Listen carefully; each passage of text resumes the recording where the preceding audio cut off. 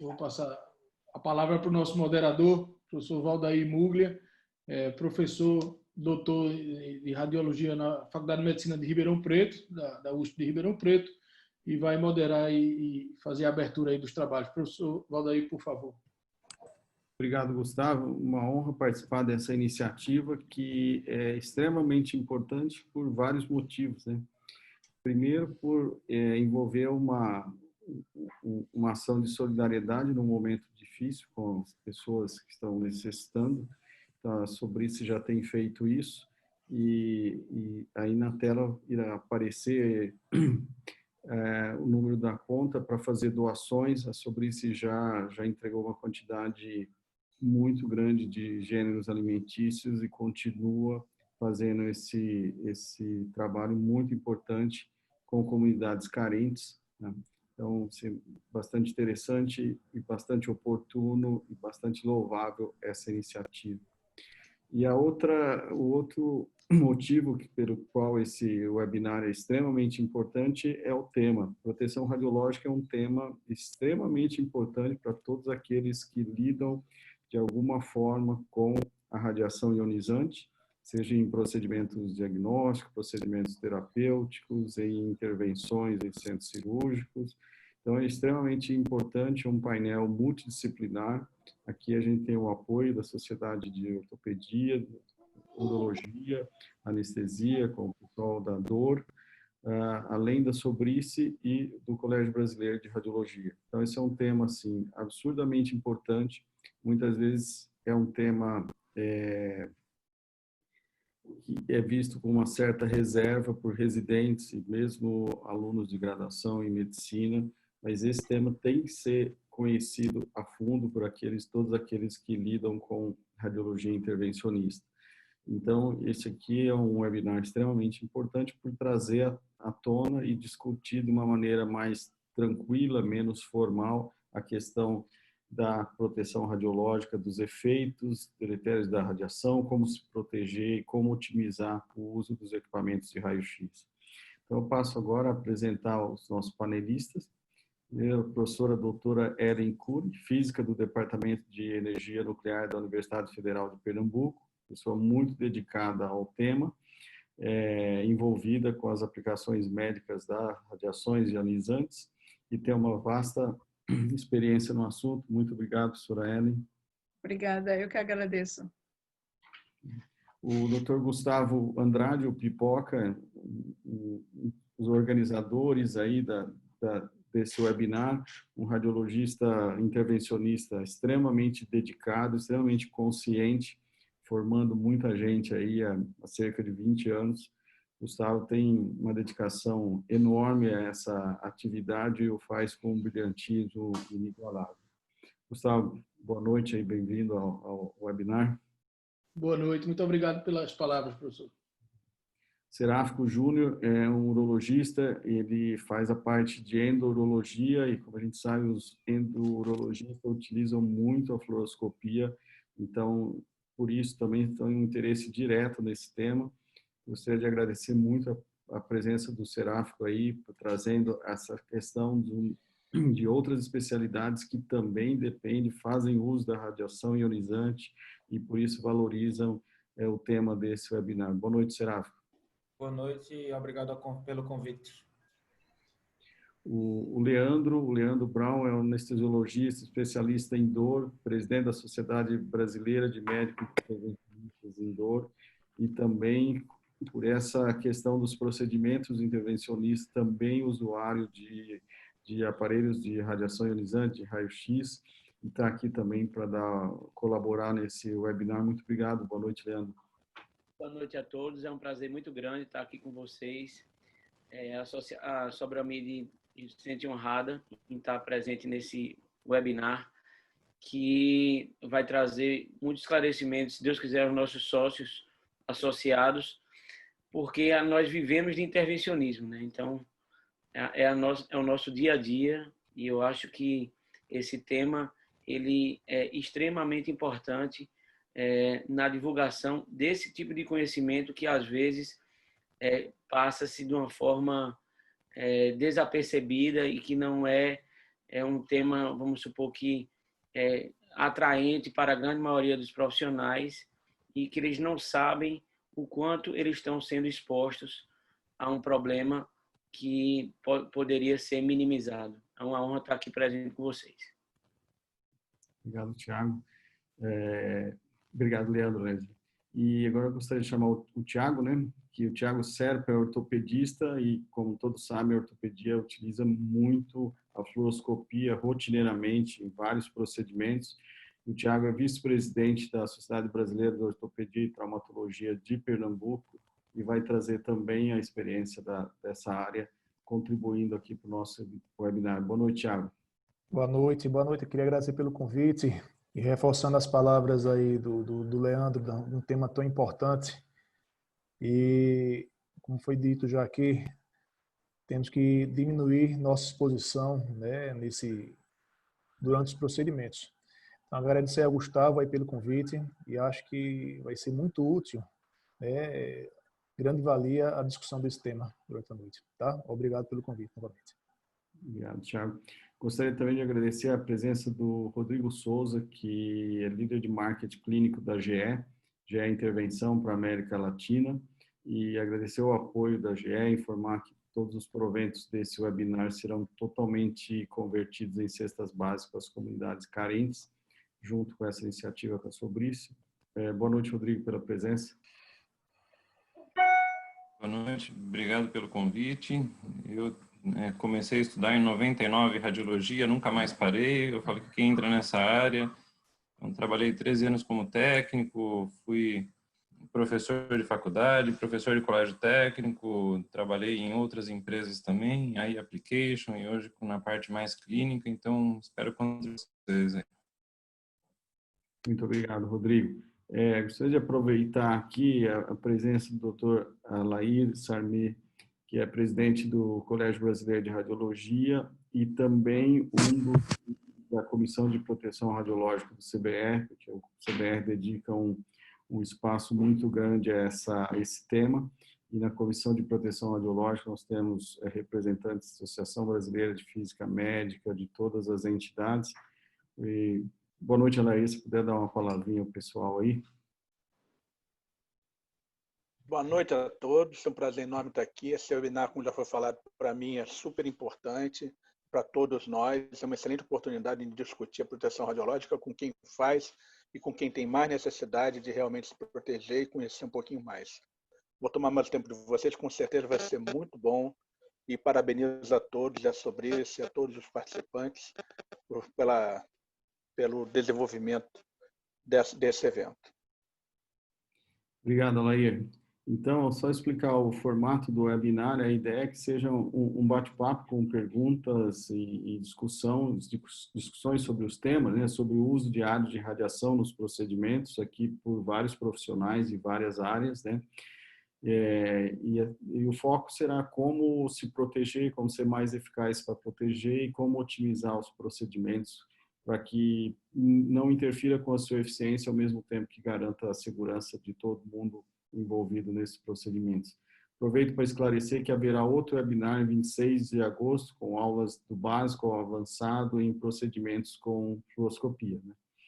E aí, também sem perder muito tempo, né, as perguntas estão abertas a todos os participantes através do chat, então a gente recolherá as perguntas aqui, passará aos palestrantes. E aí eu gostaria de chamar o Gustavo, né, para perguntar para ele, né, o quão importante é o tema da proteção radiológica para todos que lidam com radiação ionizante na sua prática diária, Gustavo. Então, nós todos como intervencionistas, né, seja em dor, urologia, ou todos que utilizamos fluoroscopia, a gente depende disso e a gente tem que usar isso como um aliado nosso, não como entre aspas, um inimigo, né? Então, isso aqui são diversas fontes de pacientes. Esses dois aqui são pacientes nossos, né? Pacientes mais antigos, mas após uma embolização cerebral, uma alopecia importante. Esse aqui, na época que o celular a câmera era bem inferior, a gente vê uma dermatite actínica após a embolização de um aneurisma renal. Então, isso são coisas que, se a gente não tiver cuidado no dia a dia, a gente vê com certa frequência, não é nada tão raro. Quando a gente vai para a literatura, tem alguns dados que até assustam um pouco. Então, a dose de radiação nos procedimentos médicos aumentou em 700% de 1980 a 2006.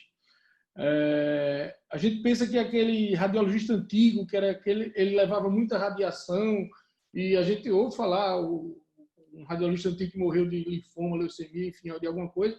Na verdade, nós intervencionistas hoje somos expostos 3 vezes acima do que eles eram expostos antigamente. Então, aquele radiologista antigo não levava mais radiação do que a gente. A gente chega a levar até 3 vezes mais do que ele. E, por ser uma coisa potencialmente evitável, é que eu acho que a gente tem que estar aqui para discutir, porque hoje os procedimentos intervencionistas, de uma forma geral, é que disparado é que mais representa a exposição à radiação. A gente tem que pensar no paciente, obviamente, mas a gente é que está sendo exposto diariamente, continuamente. Então, como a gente já falou aqui, a parte de tumores cerebrais entre cardiologistas intervencionistas ou entre neurointervencionistas, todos do lado esquerdo, saindo um pouco para catarata. Então, até isso, há cerca de 10 anos atrás, baixou-se o limiar de segurança para o desenvolvimento de opacidade do cristalino, né, de catarata, em quase 1/5 do que era. Então, mostra como a gente pensa até que está seguro e muitas vezes a gente não está. E isso eu gostaria de ampliar para todas as especialidades. Essa é a ideia desse webinar, porque o radiologista ainda tem alguma formação de proteção radiológica na sua residência médica. Mas isso, em geral, não é o que a gente vê com os colegas de outras especialidades. E muitas vezes ele aprende, entre aspas, proteção radiológica com um ortopedista, com um urologista, com um colega mais antigo que passa para ele o que ele acredita que é verdade e muitas vezes não é. Então, acho que isso é fundamental. Não é raro a gente ver, quando a gente compartilha a sala, colegas trabalhando dessa forma. Então, você vê a mesa mais baixa, o intensificador distante, a mesa, as mãos do colega médico no feixe primário da radiação aqui, levando totalmente desnecessário. Não vou dizer que às vezes a gente precisa, mas isso nessa situação é completamente desnecessário. Então, a gente vê a falta de conhecimento. Isso é que eu acho que é um tema fundamental de uma coisa que é um inimigo invisível. Se você não sabe como ele se comporta, se você não sabe do potencial, tanto do lado bom quanto do lado ruim que ele tem, ele pode se tornar o seu inimigo. Mas, se você aprende a usá-lo, ele é um enorme aliado e um amigo, permitindo que a gente faça os procedimentos que a gente faz e que tem uma resolutividade tão boa. Mas isso é o nosso dia a dia. Então, acho que a gente, como profissional, tem que estar habituado, tem que se preocupar com esse tema. E é uma coisa seráfica. Por exemplo, quantas vezes por semana você utiliza fluoroscopia? Só para a gente começar o debate. Em média de por semana, Gustavo. Cortou, desculpa, em média? Em média de 5 a 7 procedimentos por semana. 5 a 7 procedimentos por semana. Em cada procedimento desse, você utilizando fluoroscopia, pacientes obesos, muita projeção oblíqua, não é? Se o arco não estiver adequadamente otimizado, você pode estar sendo exposto a doses infinitamente maiores, não é? Como é que se comportam os urologistas e todos os componentes da sala, Serafo? Explica aí um pouco a gente qual é o grau de preocupação que tem com a exposição. Gustavo, isso foi uma surpresa. O Fábio Sepúlveda, da Bahia, e Dr. Ernesto e Dr. Rodrigo, a gente mandou uma enquete para vários colegas do país e tivemos a resposta de 122 colegas. E, para nossa surpresa, alguns números assim, por exemplo, 77% dos pacientes, dos médicos não usavam dosímetro. Óculos de proteção abaixo de 10%. Uma coisa extremamente comum, ninguém se preocupa, acha que é uma coisa, como tu falou, né? É um inimigo invisível. A gente já tem que começar a se preocupar com radiação desde antes, indicando tomografia se necessário, tentar fazer exames com baixa dose, temos como discutir isso com o radiologista, e a gente já expôs na área urológica, na minha área, que é litíase, os pacientes fazem litíase de recorrência, vão fazer vários exames no decorrer da vida. Então, a gente começa a economizar a dose de radiação que a gente pode realizar no paciente já no diagnóstico.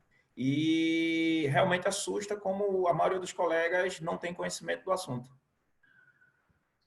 Ô, Serafim, em relação a anestesista, enfermeiro em sala, você percebe alguma preocupação? E aí eu já passo a pergunta para a professora Helen, se o anestesista, o enfermeiro, os circulantes da sala também precisam se preocupar ou não? Gustavo, não, eles não se preocupam, e a gente, quando começa a pesquisar o assunto, tem um trabalho até teu aí em embolização prostática que, surpreendentemente, o anestesista leva mais radiação do que o profissional. Na prática, não se preocupam. E é verdade, Seráfico. Eu quero compartilhar aqui com vocês uma coisa importante, que é o seguinte, o que pouca gente percebe, que a fonte de radiação que vai chegar no médico e no anestesista é a radiação decorrente da interação do raio-x com o paciente. Porque o raio-x que sai do tubo e que vai atravessar o corpo do paciente, a maior parte vai interagir no corpo do paciente e vai produzir radiação espalhada, que vai em todas as direções. E essa radiação espalhada é que vai incidir no anestesista, no médico, no enfermeiro. E a intensidade dessa radiação, ela aumenta com o tamanho do campo, ela aumenta com a quilovoltagem e ela aumenta também com as condições de fluoroscopia que estão sendo usadas. Se o médico usa fluoroscopia contínua ou se usa fluoroscopia pulsada. Então, o primeiro passo para reduzir essa radiação espalhada é o médico reduzir as intensidades ou otimizar os parâmetros de radiação. Hoje eu fiz um teste para trazer para vocês. Esse é um equipamento de raio-x que eu tenho no laboratório. Nós abrimos um campo de radiação, coloquei um detetor a uma distância de quase 1,5 metro e irradiamos. E veja que o valor da leitura seria 10,15. Quando eu coloco acrílico, que é para simular o paciente, nas mesmas condições, o valor da dose vai para 30, ou seja, 3 vezes mais. Então, de fato, quem colabora com a irradiação, com o aumento da radiação espalhada, é o paciente. Então, fazer com que a gente possa reduzir a radiação espalhada é também reduzir a dose no médico. Com relação ao anestesista, eu queria mostrar uma coisa interessante. Essa é uma imagem que nós batemos durante um trabalho, e aqui a gente vê a anestesista sentada, aparentemente sem necessidade de fazer qualquer ação. Mas observe que ela está sentada numa posição em que toma radiação espalhada, sem proteção nenhuma. E se ela se deslocasse, aqui eu coloco, se você se move de 20 centímetros para 40, ou seja, se você dobra a sua distância, você reduz a intensidade da radiação por fator 4, o que significa que a radiação cairia a 25%. Então, para se proteger, além de trabalhar com parâmetros que reduzam a radiação espalhada, é importante anestesista, enfermeiro e outros médicos na sala que procurem ficar o mais distante possível.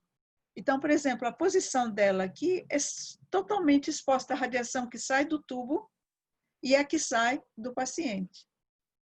Então, se ela se deslocasse para outra posição, só aí ela já reduziria a possibilidade de receber radiação e, portanto, o risco. Eu aproveito aqui também para falar um pouco do tipo de avental plumbífero que ela usa.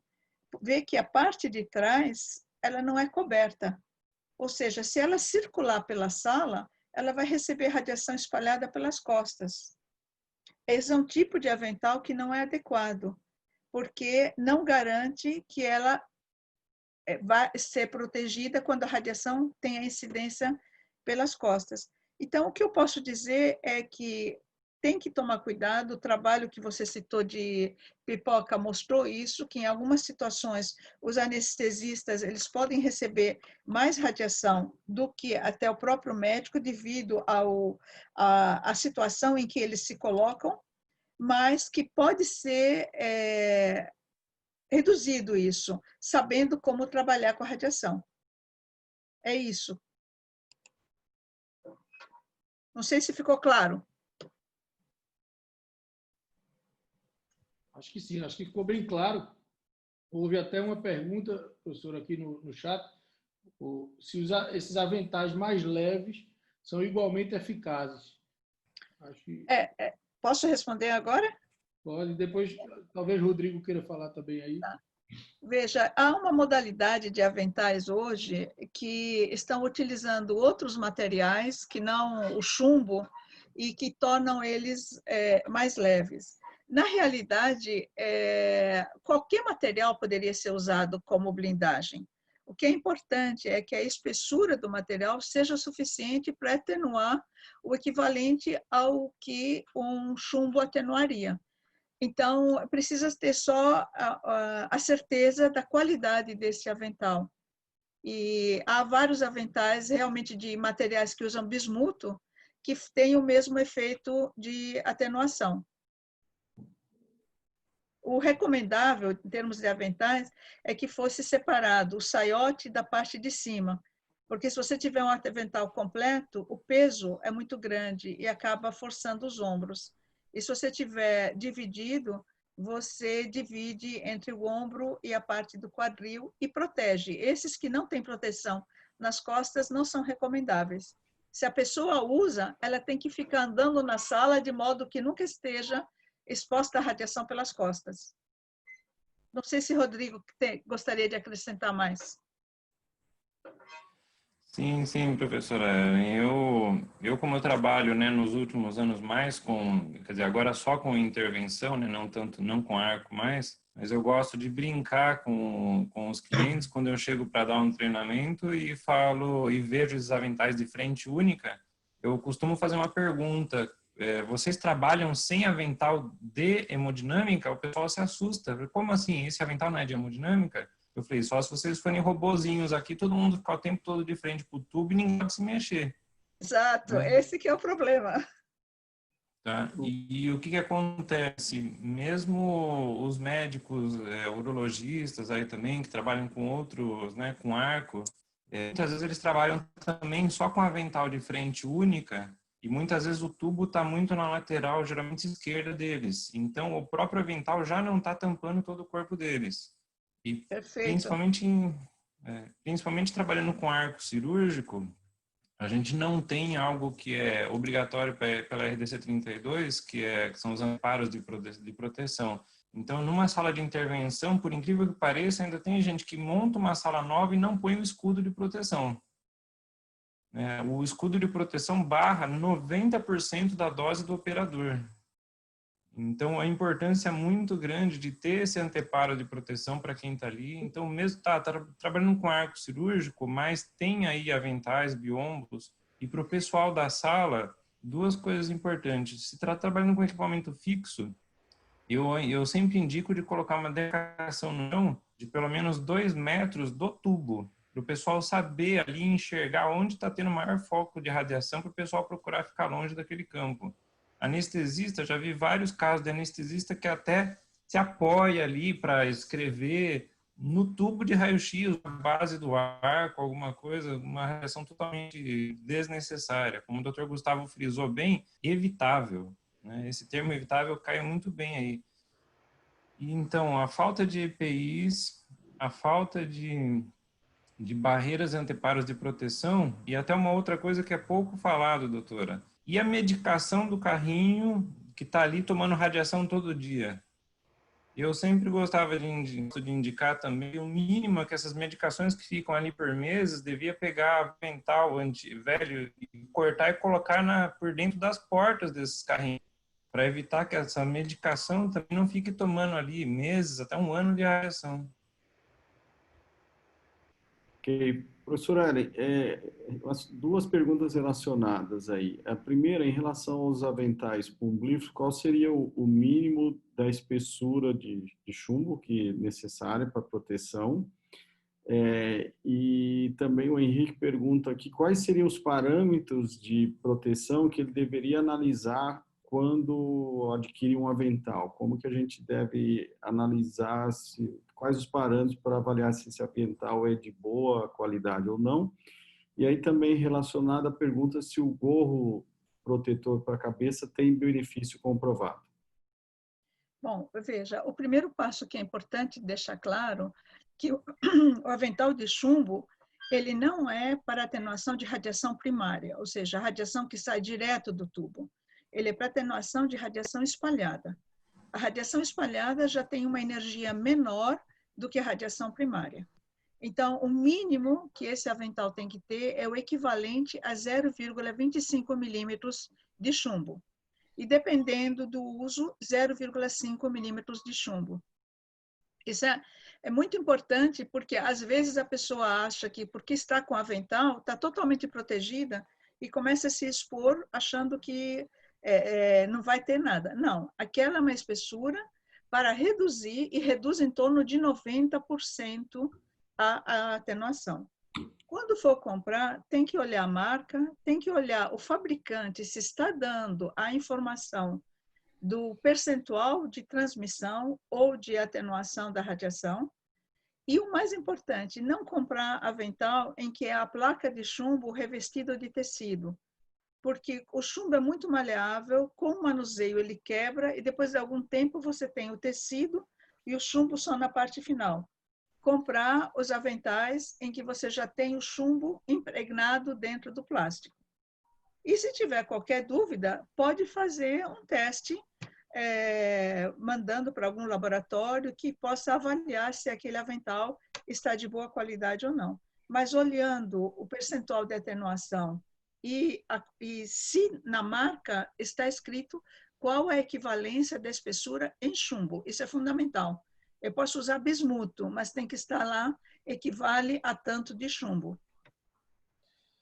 Sobre o gorro, essa é uma coisa que surgiu agora, porque recentemente começaram a ter trabalhos mostrando que em alguns procedimentos intervencionistas, os médicos têm recebido doses na parte do cérebro e que têm sido significativos. Então, é uma forma também de reduzir a radiação. Agora, eu vou na linha do que Gustavo falou. Antes de tudo, a gente tem que se proteger no sentido de reduzir a intensidade da radiação. Não adianta eu colocar o gorro ou o avental e, por exemplo, trabalhar com fluoroscopia no modo contínuo, porque durante todo o tempo estou tendo radiação. Se eu fizer o meu procedimento usando, por exemplo, 7 frames por segundo, a minha radiação emitida vai ser muito menor, então a minha proteção é muito maior. Então é muito importante ter consciência de reduzir a intensidade da radiação espalhada, para não achar que porque está protegido pode fazer tudo, né? Exatamente. Ô, Valdair. Gostaria de fazer uma pergunta, já que tocou no assunto dos protetores, né? Na realidade da ortopedia, nós usamos o arco em si, e eu conheço poucos ortopedistas que têm seu próprio colete de chumbo. Poucos. A maioria usa o colete do hospital ou do serviço onde trabalha. Todos, até hoje, eu não vi nenhum com proteção nas costas. São todos com proteção apenas frontal. Então, algo que preocupa muito, né, todos os trabalhos, é a conservação, né, desses coletes. Está lá sendo usado todo dia. Às vezes, nós vemos colegas que acabam o procedimento, solta no chão, joga de forma inadequada. E será que nós estamos realmente nos protegendo? Né? Nós vemos a realidade desse escapau de chumbo, como o doutor Ellen falou, que o tecido não é impregnado, mas sim que ele é revestido por chumbo. Será que não está fragmentado e na parte inferior só, e a parte mais superior estamos sem proteção? Então, principalmente nos hospitais públicos que nós vemos, né, que tem uma rotatividade tão grande, não, né, desse material, então nos preocupa muitas vezes a conservação Tiago, aproveitando já que poderia esclarecer assim, na residência de ortopedia, porque a ortopedia usa muito a fluoroscopia. Isso, usamos. Vocês têm alguma formação específica na prova de título? É cobrada a questão da proteção radiológica? Como que é isso dentro da especialidade de vocês, a discussão sobre a proteção radiológica? Não, nós não temos essa abordagem técnica da proteção radiológica. Nós temos a prática, né, que é passar de staff para residente e de residente para residente. Eu, na minha época de residente, eu aprendi a manusear, né, o arco em C. No plantão, não tinha um técnico de raio-x na hora, a gente estava com o paciente na sala, então o residente mais velho ia passando para o residente mais novo, e íamos assim aprendendo. O que nós vemos nas discussões de congresso, né, nas discussões de trauma, é muito mais relativo ao posicionamento para obter a melhor imagem, usar dois arcos, né, qual a posição que o paciente deve ficar, do que em relação à proteção radiológica em si. Então, realmente é um tema que carece na nossa formação e temos que caminhar para isso, né, para nos informarmos melhor em relação a esse assunto. Tiago, eu diria, eu posso até estender esse seu comentário, não apenas em bloco cirúrgico e no uso do arco em C, são utilizados os aventais de chumbo somente na parte frontal. A gente trabalha no hospital, basicamente a gente usa hemodinâmica em diferentes hospitais, e eu acho que em 90% deles os aventais são somente frontais. E em relação àquele comentário daqueles aventais mais leves, o que eu tenho observado é que eles também são mais curtos. E eu acho que, eu não sei se a irradiação que vem de baixo, em relação aos membros inferiores, apresentam a mesma proteção do que aqueles aventais que são realmente mais longos, ou que eles são em duas fases, a parte de cima e a parte de baixo. Tem a saia e tem a parte de cima, né? Esses aventais mais leves, eles são bem mais curtos. Às vezes, eles acima do joelho até. Então, a gente observa que eu acho que ele tem uma proteção menor. Não sei se o Rodrigo, a doutora Helena... Eu queria comentar aqui sobre o que foi falado. É o seguinte: primeiro, o manuseio do avental é que vai dar a durabilidade dele. O Tiago tem razão. Eu já vi avental encostado em raio-x portátil, avental enrolado. Tudo isso tira a durabilidade e, dependendo de como está o chumbo lá dentro, vai acabar quebrando e você não tem a proteção. Você acha que está protegido, mas não está protegido. A Anvisa, ela obriga que uma vez por ano se faça os testes desses acessórios para saber se eles estão com fissuras ou não. Então, normalmente, há um grupo que, quando vai fazer o controle de qualidade do equipamento de raio-x, também avalia esses dispositivos. Agora, se você mesmo estiver em dúvida, você pode pegar um chassi, colocar o avental e não utilizar uma tensão muito alta, use uma tensão baixa, porque lembra que eu falei que o avental é para proteção de radiação espalhada, energia baixa, e bate uma radiografia e verifica se vai aparecer fissuras ou não. Agora, é muito importante a conscientização do pessoal de que os aventais, depois que termina, tem que ser pendurados num cabide, para que ele fique sempre reto, para que ele não dobre e não surjam essas quebras. Infelizmente, principalmente no serviço público, o pessoal olha somente o preço e não compra com qualidade. E por que isso? Também porque não entende o que está comprando. Acha que qualquer coisa que coloca é suficiente. Então, acho que é preciso que a gente comece a disseminar a importância da proteção. E que não é somente o preço. Você comprar um avental de boa qualidade, ele vai ter muito mais durabilidade. A pessoa que trabalha tem menor risco e evita que anos depois a pessoa apareça com uma catarata ou qualquer outro problema, e aí não dá para voltar atrás, porque o efeito já ocorreu. Então, com relação ao comprimento, doutor Leandro, É importante que as mesas, se o raio-x vem de baixo para cima, que a mesa tenha um protetor, um saiote. Aí evita também que essa radiação espalhada do raio-x ela vá na direção das pernas do médico. Eu sei que em determinados procedimentos atrapalha um pouco, mas esse é um acessório que muitas vezes também não se compra porque é um custo, ou então se compra e é retirado porque acham que atrapalha, mas ele é importante porque reduz a radiação espalhada que viria na direção das pernas do médico. Não sei, Rodrigo, queres completar algo mais? Sim, sim. Fica à vontade, Rodrigo, depois eu falo. Não, só para falar, como a maioria do pessoal aí trabalha com arco cirúrgico, né, ou angiógrafo, então o que eu diria é que dá para setar uma dose baixa, põe um avental sobre a mesa ali antes do paciente entrar e rapidamente dá uma corrida no avental todo para um lado e para o outro. É rápido de fazer uma verificação para saber ali se esse avental está íntegro ou não.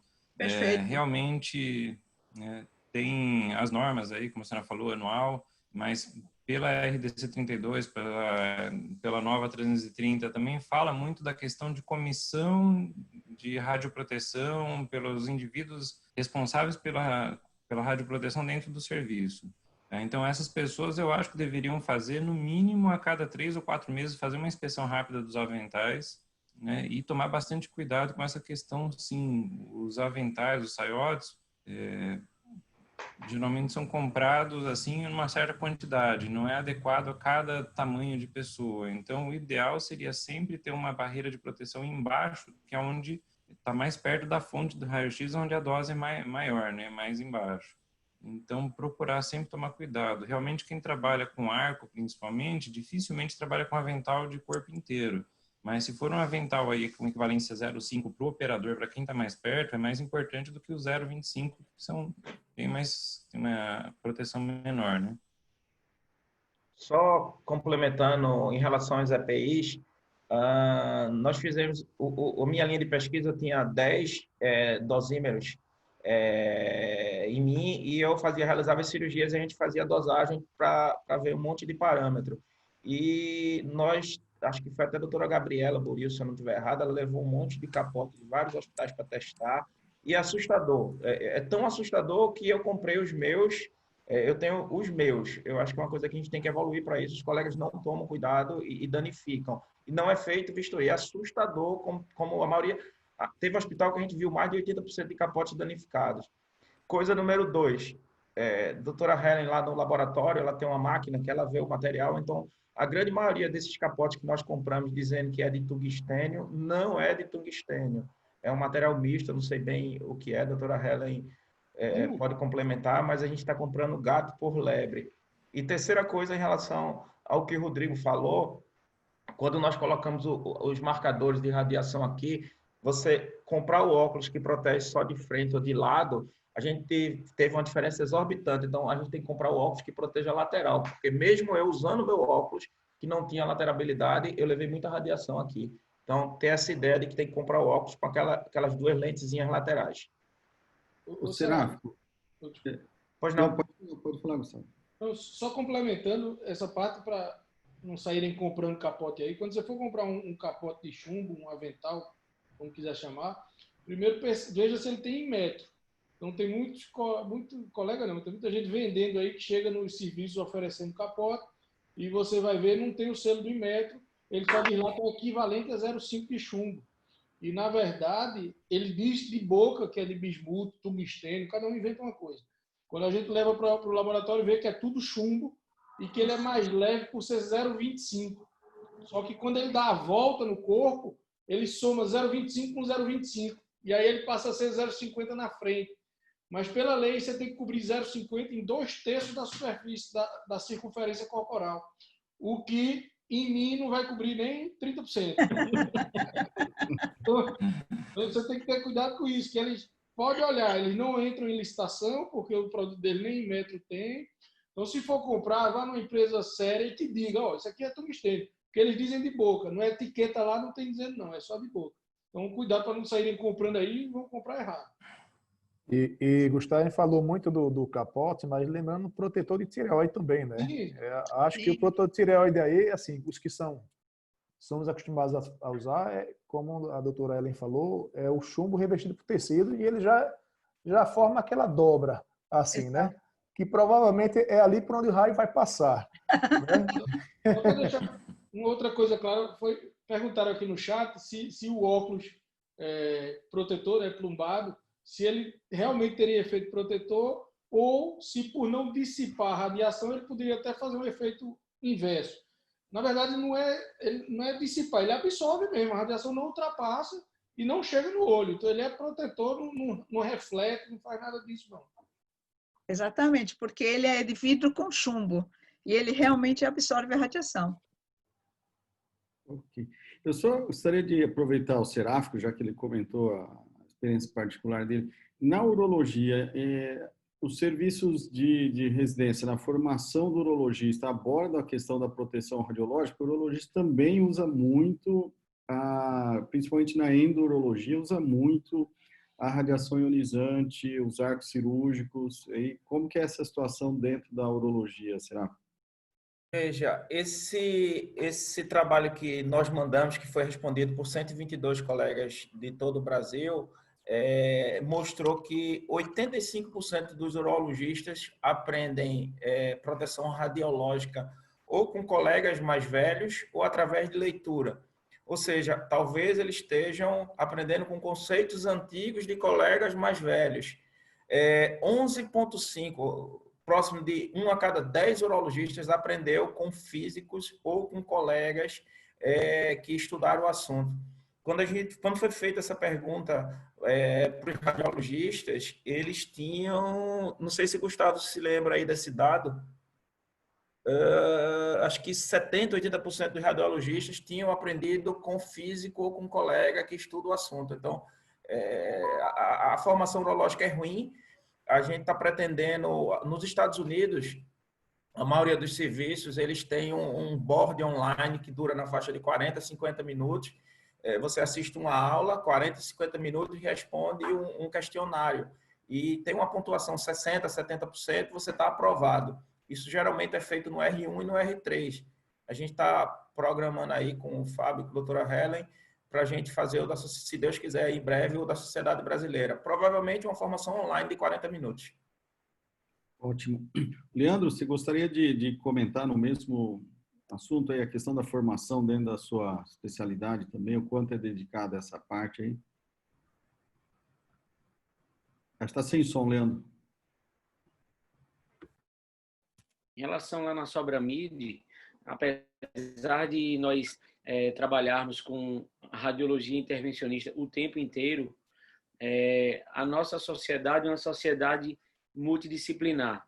Então, ela tem anestesiologistas que fazem intervenção, ortopedistas que fazem intervenção, neurocirurgiões que fazem intervenção, radiologistas intervencionistas que fazem intervenção. Por ter essa origem multidisciplinar, termina que o aprendizado de cada um vem da sua origem primordial, assim, a sua especialidade base. O que eu posso dizer é que, assim, que nossos eventos sempre têm aulas e assim, dentro do congresso e dos eventos, sempre há aulas sobre a proteção radiológica. Mas está longe de ser um tema que é querido pelos frequentadores dos congressos e termina que sendo uma aula que muitos colegas dizem, isso aí eu não vou ver outra coisa, e muitas vezes é deixado de lado, e que ele está deixando de lado a sua própria saúde, na verdade, né? Ok, muito importante o testemunho aí, Leandro. Uma questão aqui, acho que o Rodrigo poderia iniciar a resposta e depois os outros também fiquem à vontade, mas o Israel pergunta que ele informa a instrução normativa 53 inabilita o uso de equipamentos de fluoroscopia sem os anteparos de teto ou visores pumbríferos. Como vocês analisam essa mudança na prática? Olha, a norma acho que ela acaba explicitando mais a questão do angiógrafo do que do arco, né?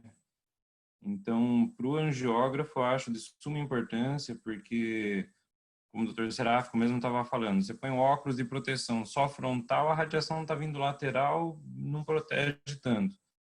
Então, esses anteparos de proteção, como já foi falado por mim e pela doutora Ellen, se barra 90% da dose para o operador, então é algo muito simples, né? Eu diria que até se ele esquecesse o avental, usar só anteparo de proteção, ele estaria mais protegido do que com esses capotes aí que não, muitas vezes estão todos danificados. Então, já no arco cirúrgico, já muda um pouco a história, né? Porque a sala é mais aberta, é uma sala mais cirúrgica, mas também tem biombos móveis, coisas que poderiam ser usados aí não o tempo todo, porque realmente muitas vezes iria estar atrapalhando. Então, dentro da empresa agora, o que eu cobrei os colegas é que para que a gente não venda mais equipamento, por mais que o cliente não queira colocar o anteparo de proteção, então para que lembre ele que não adianta instalar a máquina, porque não vai ter o funcionamento liberado se não tiver um anteparo de proteção. Okay, essa é uma medida boa, sabe, Rodrigo? Porque, na verdade, quando vocês vendem separado, vende como acessório. E não é acessório. Ele é uma parte importante de proteção. É como o carro antigamente, né? Hoje, o airbag já vem dentro, porque é um fator de proteção. E a gente está muito acostumado a olhar somente o preço, e temos que mudar essa dinâmica, olhar a qualidade da segurança. Temos uma pergunta bem oportuna, porque, apesar de recorrente, pode gerar dúvidas. Doutora Ellen, o Nelson Araújo ele pergunta como deve ser utilizado o dosímetro, né? E como devo me comportar no caso de um registro elevado especificamente num período, num mês. Acho que ele pergunta a posição do dosímetro em relação aos EPIs, né? Bom, isso é muito interessante, é uma pergunta boa. O dosímetro, o primeiro passo, muitas pessoas acham que o dosímetro, porque usa, está atraindo a radiação. Não, o dosímetro é apenas um sensor, que eu já ouvi isso, não, eu estou de dosímetro, tudo bem, porque é como se fosse uma antena. Não é. O dosímetro apenas registra a intensidade da radiação. Até hoje, as normas brasileiras da Comissão Nacional de Energia Nuclear manda usar o dosímetro em cima do avental e informar a empresa que está usando em cima do avental. Então, a leitura que a pessoa recebe vai ser dividida por um fator 10 para ter a ideia da dose efetiva, ou seja, a dose de corpo inteiro. Aí você diz, por que em cima do avental? Se eu tenho o avental e estou sendo protegido toda a parte do meu corpo. Isso é verdade, mas você não está protegendo a parte da cabeça. Então, a Comissão Nacional de Energia Nuclear preferiu colocar isso, que o dosímetro fosse usado do lado de fora e você dividiria por um fator 10. Mas isso está mudando. O correto é usar dois dosímetros, um do lado de fora e um do lado de dentro, porque isso te daria a ideia da dose das áreas não protegidas e da dose da área protegida. Então, está em discussão para que lado a Comissão Nacional de Energia Nuclear vai pender agora, e ainda está em aberto, mas, por enquanto, por norma, é usar em cima do avental e o valor obtido dividir por 10. Agora, o que acontece? Eu já vi também que muita gente diz, aí não vou usar porque vai dar um valor alto e eu não quero saber. Ou então a clínica vai me penalizar. Ou então tenho medo disso. É o contrário. Quando dá um valor alto, é o momento de parar e pesquisar o porquê está ocorrendo isso. Na realidade, a gente tem um fator, um número que a gente chama o valor de investigação. Quando eu atinjo esse valor, que é muito abaixo do limite para trabalhador, a gente vai investigar o que aconteceu. Por que essa pessoa tomou essa radiação? Então, de repente, descobre que ela ficou na sala em posição incorreta, podemos orientar para que ela fique na posição correta, ela está utilizando alguns parâmetros de radiação que poderiam ser otimizados, então se pode otimizar. Eu dou exemplo, por exemplo, em medicina nuclear, com uma técnica que tomava doses muito altas. Quando nós fomos investigar, a gente verificou o seguinte, ela tinha 5 pacientes para injetar a seringa com material radioativo. Ela preparava as 5, levava a seringa sem blindagem, colocava junto do lado dela e ficava chamando o paciente a paciente. Ora, todo o tempo que as seringas estavam junto dela, ela estava sendo irradiada desnecessariamente. Então, quando identificamos o problema, a gente pôde fazer mudanças para otimizar. Então, o uso do dosímetro é muito importante. Se ele dá um valor alto, é o momento de parar, questionar o que está acontecendo. E os laboratórios que fazem esse serviço, ou as pessoas de proteção radiológica do próprio hospital, é que podem ajudar a otimizar. E, obviamente, nós lá no Departamento de Energia Nuclear estamos à disposição para ajudar a tirar dúvidas e ajudar a otimizar. Doutora Helen, Oi. uma vez eu lhe fiz uma pergunta e eu escuto muito isso. Eu não uso o dosímetro porque eu trabalho em 4, 5 hospitais diferentes. E eu te fiz essa pergunta e a senhora me respondeu. Isso é muito importante, Seráfico. Isso é muito importante. O dosímetro não pode sair da clínica. Se você trabalha em 4 hospitais, você vai ter 4 dosímetros e cada um que vai ficar na clínica específica. Por quê? Porque quando a empresa manda os dosímetros, vamos dizer que na clínica tenham 5 profissionais. A empresa vai mandar 6. Esse 6º é para ficar guardado junto com os outros dosímetros para medir a radiação ambiental. Também aqui muita gente pega o dosímetro e coloca dentro da sala. Não é para medir a radiação dentro da sala. É para medir o efeito da radiação ambiental, inclusive da temperatura, da radiação ambiental, nos dosímetros. Então, os dosímetros eles têm que ser guardados todos numa determinada clínica, num local onde não haja raio-x, radiação ionizante. Quando você vai para outra clínica, você vai receber outro. Aí você vai dizer, e como é que eu vou saber minha dose? Na realidade, através do seu CPF, as empresas que podem executar esse serviço, elas têm que estar autorizadas pela Comissão Nacional de Energia Nuclear, e elas mandam mensalmente para a Comissão Nacional de Energia Nuclear e tudo é somado pelo seu CPF. Então, você também pode se autocontrolar. Você vai ter os relatórios em cada clínica, soma e você vai verificar se você está dentro dos limites de dose ocupacional anual. Não pode sair de um para o outro, porque imagina, você sai de carro, pega calor, esquece no carro e assim por diante, e também altera a resposta do detetor, do dosímetro. Também uma coisa importante, a pessoa sai de férias. Eu vou usar então, entrou um novo, eu uso o dosímetro do outro. Não, o dosímetro é pessoal, porque ele é a nossa história radiológica. A gente, como profissional, no final do ano, tem que saber qual a radiação que tomou. E tem que garantir que ela esteja bem abaixo dos limites estabelecidos, porque aí eu garanto que estou trabalhando, obtendo o benefício do uso da radiação com o menor risco, o menor malefício. Doutora Helen, me pergunto com frequência, qual são os exames e qual a periodicidade que nós profissionais devemos fazer esses exames, aqueles que trabalham com fluoroscopia frequentemente? Veja, todos os profissionais que trabalham com radiação, eles, por lei, têm que fazer exame, um hemograma, a cada 6 meses. E aí, por que o hemograma? Porque as células do sangue são as células mais radiosensíveis e qualquer radiação vai produzir uma alteração. Então, se houver qualquer alteração, aí você pode fazer os outros exames para verificar um check-up. Mas, normalmente, o que a norma exige é, a cada 6 meses, um hemograma e a contagem de plaquetas.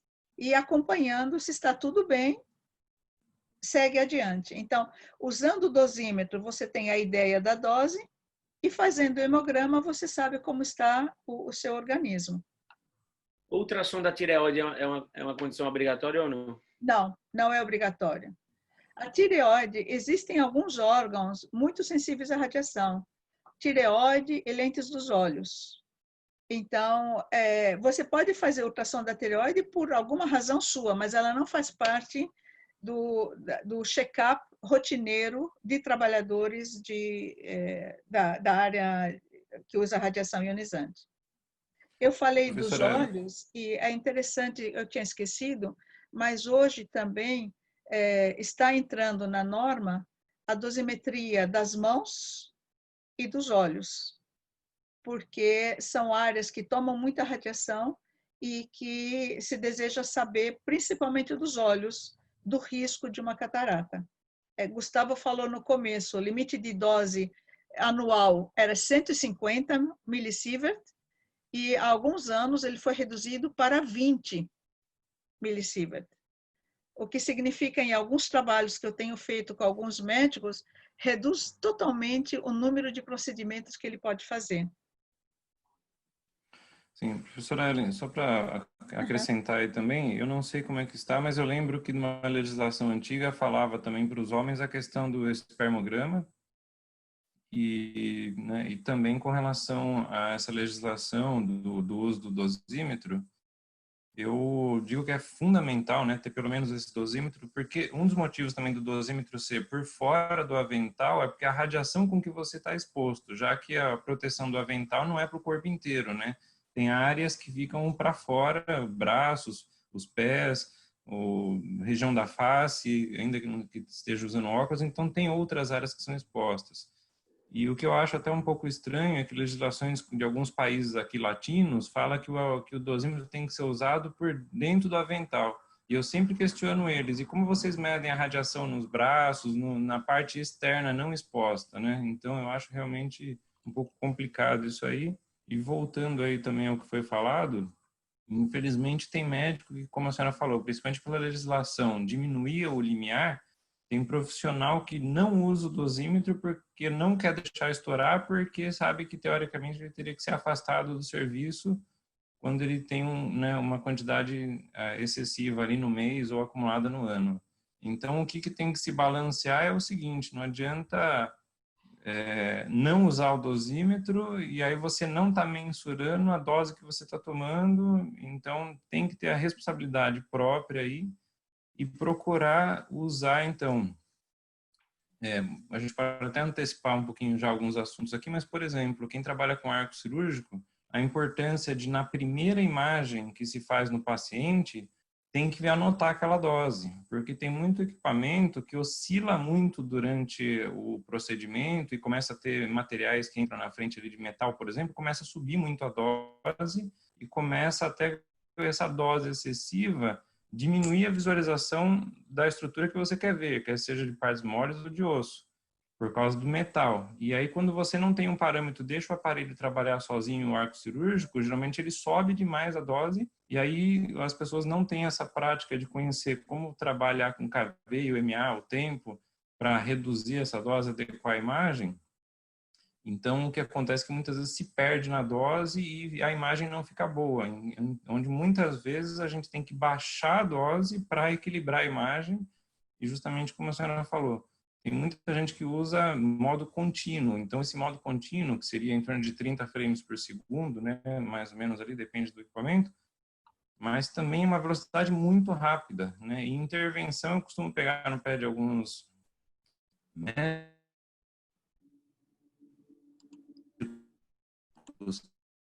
que eles querem trabalhar aquele mesmo procedimento, a aquisição que é gravada é feito com, por exemplo, 4 frames por segundo ou 2 frames por segundo. Aí eu pergunto, por que você precisa fazer a fluoroscopia a 15 quadros por segundo, sendo que a gravação efetiva, que é o que vale para o diagnóstico, é feita às vezes com 2 frames por segundo? Eu queria mostrar uma tela que a gente está falando sobre esse de frames por segundo. Eu queria compartilhar essa tela só para mostrar, olha, se você tiver contínuo, você vai ter radiação todo esse tempo. Mas se você tiver 15 frames por segundo, você vai ter a metade. Se você tiver 7,5, porque você tem radiação aqui, não tem, não tem. Então, é importante que você trabalhe com pulsado, porque você continua tendo qualidade na imagem, mas você reduz a intensidade de radiação que chega no paciente e, portanto, a radiação espalhada. Isso é fundamental, trabalhar com fluoroscopia no modo pulsado. A minha experiência mostra que, às vezes, o médico entra e nem olha esses protocolos, o técnico que coloca. E o médico não se preocupa nisso. Nós precisamos que o médico comece a se preocupar com esses protocolos para que reduza a sua dose. Interessante, doutora Ellen, até por falar em protocolo, tem uma questão de várias pessoas tocando no mesmo ponto.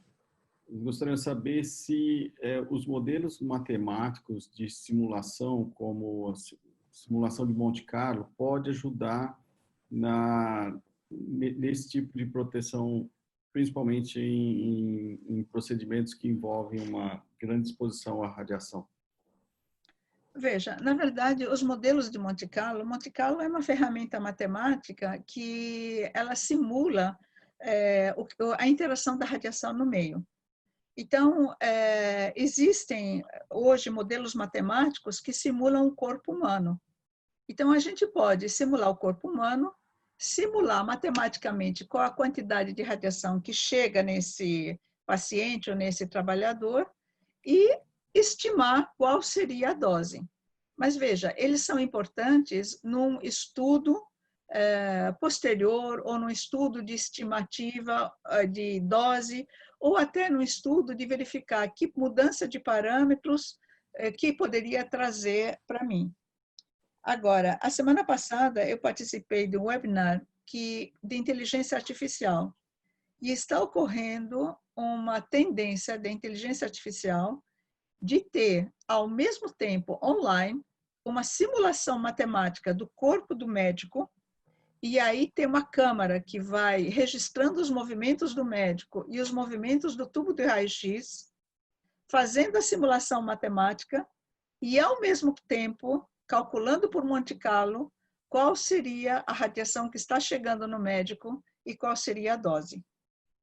Isso é uma coisa, vou dizer para você, me surpreendeu, é de ponta, é o uso da inteligência artificial e que, talvez daqui a 10 anos, você não precise mais usar o dosímetro, mas você vai ter agregado ao equipamento uma câmara, vai ter agregado um software e que vai simulando, feito joystick, você vai se mexendo e ele vai reproduzindo o seu corpo e, por simulação do feixe de radiação, eu calculo quanto de radiação chegou no médico, quanto interagiu e onde interagiu e que dose depositou. E aí o médico vai vendo a dose sem usar o dosímetro. Mas isso é a nossa tendência da inteligência artificial. Por enquanto, a gente usa Monte Carlo só para estudos, para simulações de estudos. Uma pergunta rápida aí para o Rodrigo.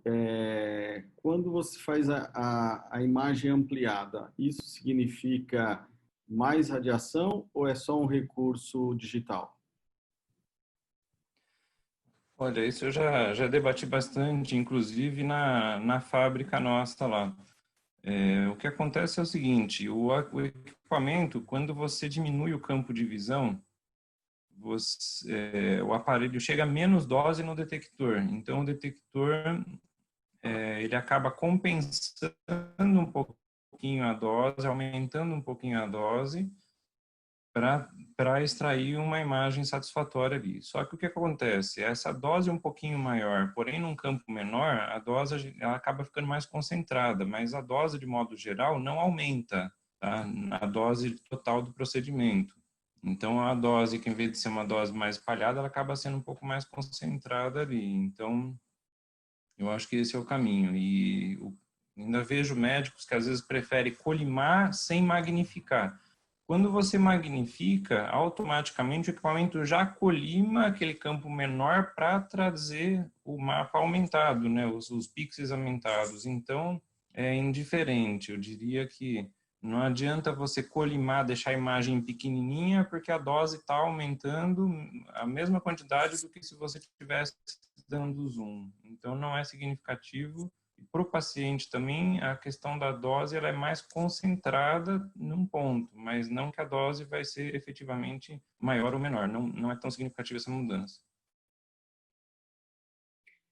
Ok, tem uma outra questão aqui, fiquem à vontade para responder, em relação a não cumprimento da legislação por alguns serviços, seja por desconhecimento da legislação, seja por má-fé. Quem seria o órgão responsável pela fiscalização, por exemplo, de mau uso de dosímetros? A quem recorrer numa situação como essa? Veja, quem legisla a área de aplicações médicas de radiologia é o Ministério da Saúde, é a Anvisa. Tanto é que foi lançado agora antes nós tínhamos a portaria 453, que não era completa, e agora lançaram a 330, que ela traz, inclusive, mais dados sobre tomografia, intervencionismo e assim por diante. Então, a fiscalização é feita pela Anvisa. Agora, e ela exige o controle do equipamento, ou seja, o responsável pela clínica, ele tem que demonstrar que fez os testes para garantir que o equipamento está funcionando adequadamente, que os funcionários utilizam dosímetros, que a leitura do dosímetro é vista pelos funcionários, que esse é outro ponto. Usa o dosímetro, mas ninguém sabe qual é a dose, porque ninguém mostra o relatório. O relatório tem que ser disponibilizado para todos, para que saiba qual a dose que recebeu. Então, é a Anvisa que faz essa fiscalização. E, inclusive, obriga a fazer a avaliação a cada 2 anos dos equipamentos da clínica. Sim, professora Ellen, mas só complementando, né? Infelizmente, o que a gente vê na prática é que o pessoal da Anvisa, eles fiscalizam, sim, se tem dosímetro para todo mundo, mas eles não costumam ficar no serviço acompanhando o procedimento, né? Então, não, isso não. Isso não faz parte do pessoal da Anvisa. Isso sim, é o que se chama que a clínica deveria ter um responsável, um físico médico que pudesse fazer isso, que pudesse cuidar da proteção radiológica e do controle de qualidade dos equipamentos. Clínicas grandes já estão se habituando a ter o físico, grandes hospitais já estão se habituando a ter esse físico que vai controlar tudo isso. Clínicas pequenas ainda encaram como custo, mas como elas têm que apresentar para a Anvisa a avaliação dos seus equipamentos, então pelo menos pagam uma empresa que vai lá avalia. Mas isso não garante, é que há uma diferença entre controle de qualidade e a assuidade de que você tem aquela qualidade todos os dias. Para isso, você tem que ter um profissional responsável pela proteção radiológica dentro da clínica, que garanta todos esses procedimentos. Assim, sim, é por isso que acho que a pergunta também foi a quem recorrer. Pode seguir, Gustavo, depois eu complemento. A quem recorrer. Então, mas a quem recorrer, Gustavo, do quê? Do dosímetro? Ou a falta de dosímetro, do dosímetro ficar trancado. O colega citou ali, em alguns serviços o dosímetro é trancado, em outros não tem disponibilização de dosímetro. Enfim, eu acho que quem está mais próximo de cada profissional é o seu conselho, né? Então, você pode tranquilamente fazer uma denúncia, pode ser anônima, inclusive, ao conselho, se for de medicina, o conselho de enfermagem, o conselho de técnico de radiologia, Perfeito. E ele vai investigar. Né? Então, ele vai investigar, porque você não tem como fazer isso para o Ministério da Saúde ou para a Anvisa. Então, acho que o caminho é o seu conselho profissional. Ok, aí você se garante de alguém que vai lhe apoiar a fazer essa reclamação, com certeza. Sim, doutor Gustavo, é aí que eu queria chegar. Então, assim, a Anvisa tem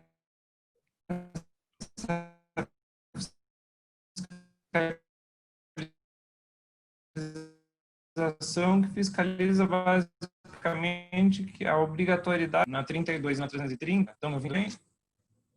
Estão me ouvindo bem? Parece que falhou aqui um pouquinho.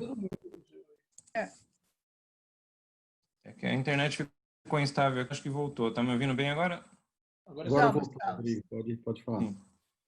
Então, realmente, a Anvisa, então, tem aí a 32 e a 330 para regulamentar a questão da Anvisa e as duas dizem que tem que ter uma comissão interna de cuidados com a, né? Às vezes tendo que recorrer a algum conselho de classe para ajudar a fazer com que, que seja efetivamente usado. Clínicas maiores, serviços maiores, como a doutora Helen estava falando, dentro da empresa nós temos, por exemplo, o DOS-Watch, onde tem um sistema de monitoramento que você integra não o arco aí, mas angiógrafos, os tomógrafos, outros equipamentos, todos, e numa sala de monitoramento você tem o controle de cada dose que está sendo usada em cada paciente.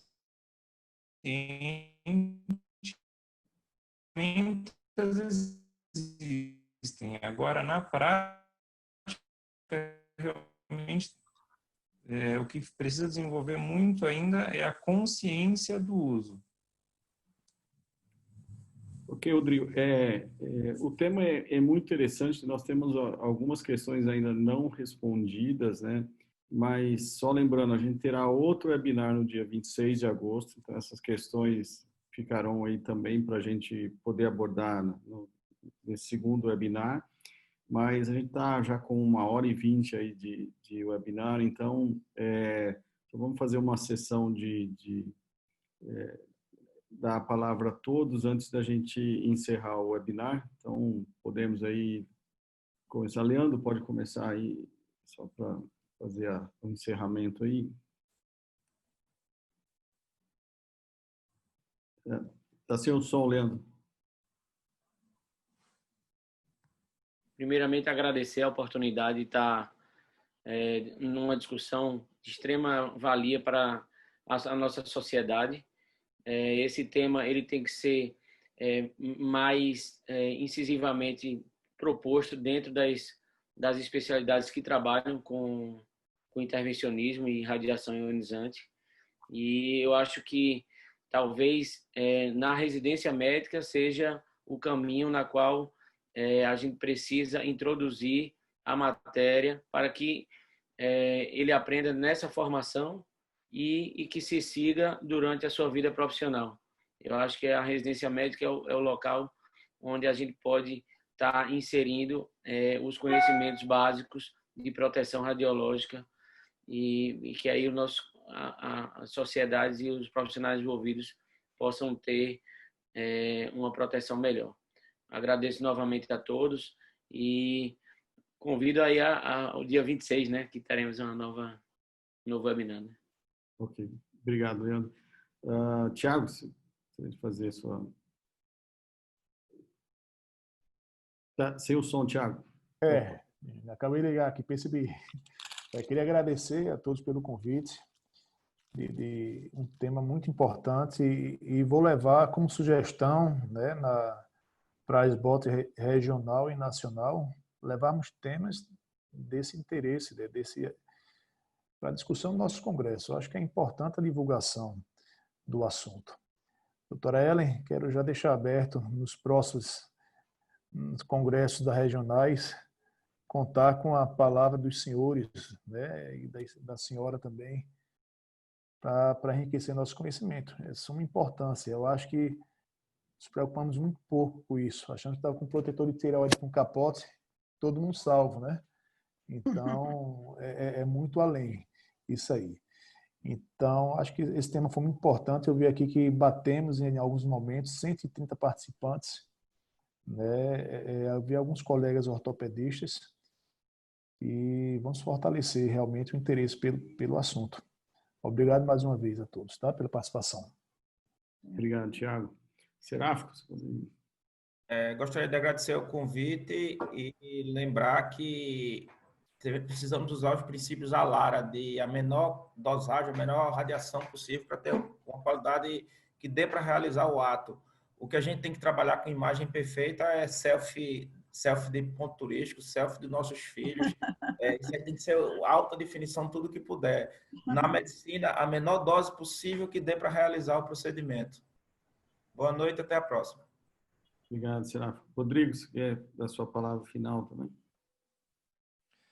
Sim, agradecer primeiramente aí o convite e, como o doutor Gustavo já comentou aí no próximo webinar,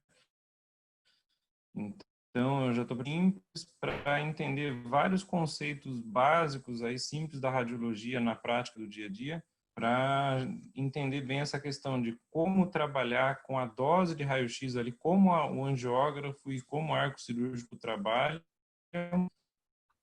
E a questão de projeção de imagem, que é muito importante, que tem muitas perguntas aí na relação de como ampliar, diminuir a imagem, ter mais nitidez, mais qualidade de imagem.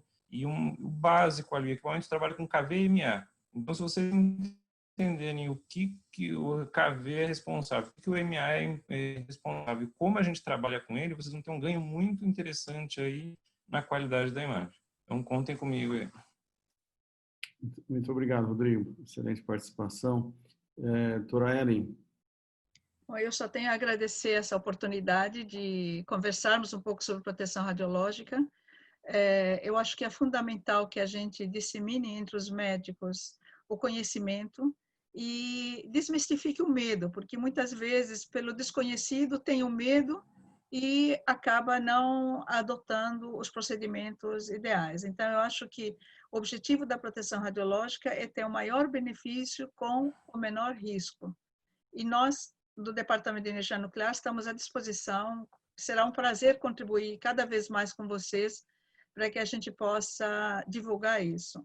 Eu vi no chat que o meu colega Vinícius, que é o coordenador do Laboratório de Proteção Radiológica, ele coloca o site da CENEM, aonde vocês podem ver o que eu falei para vocês, se a pessoa trabalha em mais de um hospital, a dose é somada e é encaminhada para a CENEM. Então, existe esse G-Dose, que é o programa nacional, que você tem a dose de todos os profissionais da área. Então, o que eu posso dizer é que é importante a gente cada vez mais disseminar essas informações e mostrar que é possível obter o maior benefício com a menor dose possível. E muito obrigada pela oportunidade. Nós que agradecemos muito a sua brilhante participação, doutora Ellen. Excelente. E, doutor Gustavo? Eu gostaria de agradecer a todos.